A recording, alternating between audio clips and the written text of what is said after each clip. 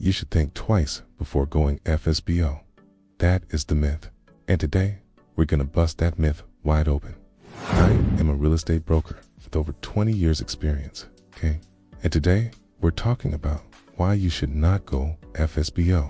Now, there are several reasons why people want to go FSBO. One of the biggest ones is they watch HGTV and they see how easy it is. The first house they fix up, they're going to be able to sell it for $1 million. Not the case.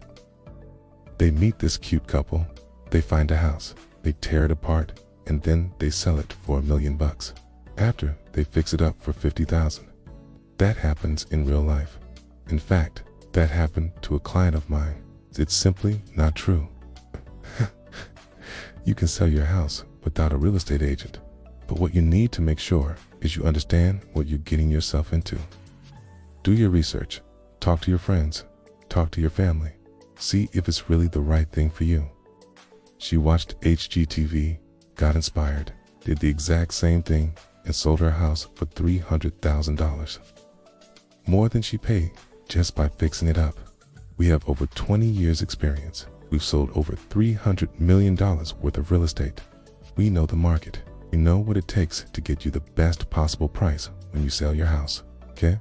And we know what it takes to get you the best possible deal when you buy a house. Don't do it just because you want to save money. Do it because you understand what's involved and you're willing to take the risk. There's a lot that goes into properly pricing your house, marketing it, showing it, negotiating offers, making sure that you're doing all the right things to protect yourself from liability. But that's not the norm. Now, when people get into real estate, they think that that's what's going to happen to them. Another reason people go FSBO is they want to save money. They don't want to pay a commission. Understandable. Who wants to pay a commission? But you have to weigh the risk versus the reward at that point. Are you really going to be able to sell your house for the price that you need to sell it for if you go FSB? Because you're not a real estate professional, you don't know what to market it to. You don't know how to properly price it, stage it, show it, negotiate the offers. So you have to weigh the risk of not selling your house versus the risk of actually losing money on your house. The other big myth out there is that you could and sell your house unless you have a real estate agent.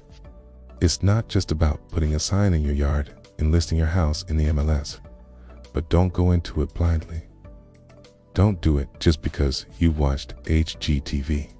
If you're thinking about buying or selling a house in the Chicagoland area, contact us. We'd love to help you out.